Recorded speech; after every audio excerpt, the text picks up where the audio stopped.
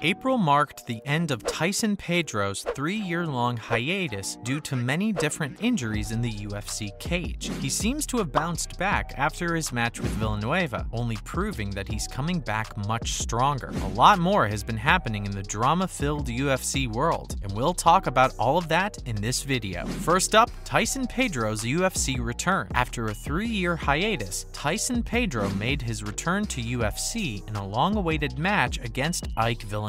This long hiatus was pretty unexpected by fans because he was supposed to fight Vinicius Moreira on the 23rd of February 2020 at UFC Fight Night, Felder vs. Hooker. Pedro pulled out at the last minute due to an unexpected injury. Before this, Pedro faced Mauricio Rua on the 2nd of December 2018 at UFC Fight Night 142. He'd also had a major knee injury which led to him being sidelined for all of 2019. This was a huge blow for him, all things considered. This incident led to a major knee reconstruction surgery being underway, and he's just signed a 6-fight contract with the UFC. Fans were upset and wished him a speedy recovery, but this ended up being a slow and gradual process for Pedro. And now, setbacks and recovery. It took Pedro a while to recover, as you could probably tell from the long gap in his career. In his own words, it also took a huge toll on him mentally. He says himself, "I was self-sabotaging. Even if I stuck to training, I wasn't being the best version of myself." Pedro was out of the octagon for 3 years, with 3 knee procedures on separate occasions. The fight against Mauricio Rua in 2018 started out like any other UFC fight, but we don't think anybody could have predicted what was going to happen at the end of the fight. Rua, better known as Shogun, had more than 13 years of experience around the time of Fight Night 142. A former heavyweight champion and now UFC Hall of Famer, ended up winning to Pedro 3-3 UFC and 7-3 MMA. Fans had been doubting Pedro because of his age, saying that maybe it's time that he retires. Pedro came off really strong in the first round. Attacking Shogun already seemed to be weak, especially with regard to his wobbly legs. Rua still managed to gain the upper hand though, seemed to be getting into the groove by the 2nd and 3rd round. Pedro backed off, and his legs seemed to be hurt, and you best believe that Shogun seized this opportunity. Tyson Pedro was unable to get up because of the constant strikes, and even the referee had to step in. Things only went on a downward spiral for Pedro after this, as he had to take a lot of time to recover from these injuries along with his undisclosed knee injury. So now onto Tyson Pedro's time off from the UFC. What did he do? You must be wondering, with so much time off from fighting, what did Pedro actually do? The answer? Many things. He started to invest and open in businesses like restaurants all across Australia, and even launched his own local beer company with his brother-in-law and former UFC competitor Tai Tuivasa. They recently opened an Italian restaurant, a wings and beer restaurant, and a brewery for their brand of beer in Sydney. Although all of these started out small, they've been making big moves for a while now. UFC selected Drink West, their beer brand, as the official partner for the UFC in Australia. We can only imagine how business has been booming since then. All these started out as just a distraction for Pedro, but he started to realize their importance really quick. Pedro alone also spent a lot of time recovering from his surgeries, began training even harder. Just as one procedure ended, another would pop up. Things seemed to be getting worse and worse. Still, to the amazement of many fans, he powered through. Pedro also looked for the best coaches to speed up his recovery and get the best help he could get. Working with coaches such as Eugene Behrman, Alexander Volkanovski, David Neath, and Joe Lopez, he's been able to stay disciplined and consistent. He's truly a symbol of motivation for his fans. Now the comeback and fight with Ike Villanueva on April 23rd, 2022. After all this rigorous training and over 3 years out of the cage, Tyson Pedro's return was highly anticipated, to say the least. He himself also felt the pressure of being in the limelight after such a long time, even though he said that he wasn't worried about the fight at all. Tyson Pedro was definitely out to prove that he still has a place in the UFC. He added that he was looking forward to the fight as well, which only made fans more excited to see what he brought to the table. Villanueva, a known UFC veteran, was knocked out in only the first round by Tyson Pedro. Just like everybody expected, the match was extremely intense, just what you'd expect from Pedro after 3 whole years of being out of the octagon. Pedro's strategy was a good mix of everything. He used front kicks and feints from different angles throughout the match, the leg kicks just wouldn't stop from Pedro's side. Seems like that injury is fully healed now. Clearly, everyone now knew he was back in the game and better than ever. In the end, Hurricane Ike was left on the ground towards the end of the cage, losing to Tyson Pedro's non-stop leg kicks. Pedro proved that he was more than capable of taking on any opponents, even after 3 years outside of the ring. It seems that he's back and better than ever before. What can fans expect from Pedro going forward? Well, Pedro's performance in the fight against Villanueva proved one thing, that he's definitely a sharper fighter than he used to be despite everything. Definitely not someone you should be taking lightly at all. Pedro also thinks that the light heavyweight division in the UFC has the most potential at this point compared to the rest. He made many observations after his return, and he's just as excited as us to see all these new names and new talents springing up. Looks like he can't wait for the competition to heat up in the next few years. Now, other UFC news. There's always something crazy going on in the world of UFC. One thing's for sure, these UFC fighters know exactly how to keep their viewers on their toes with all of this drama. There's so much, it's impossible to fit it all in one video. Let's take a look at the biggest UFC headlines this week and see what went down in the chaotic world of UFC. Khabib thinks Oliveira is the next UFC champion. Khabib Nurmagomedov has been known for years by practically everyone. He's truly the man, the myth, the legend in the UFC. He's the longest reigning UFC champion from 2018 to 2021, earning a tremendous amount of respect not only from viewers and fans, but also his opponents. Known as the Eagle for his swiftness, he takes down all his opponents one by one. Even though Khabib retired in 2021, people still know him as a well-experienced fighter whose opinion really matters. So when he said that he thinks Charles Oliveira is the current light heavyweight UFC champion, despite the fact that the promotion still doesn't, you know there's something special about this guy. Khabib has argued that Oliveira has fought many prime contenders and made a place for himself as one of the best in the 155-pound category of the UFC. Khabib also said that he can't actually be the best until he beats Islam Makhachev. We can't wait to see what else Oliveira has in store as time goes on, considering that he has Khabib Nurmagomedov's seal of approval. The UFC is about to get more competitive.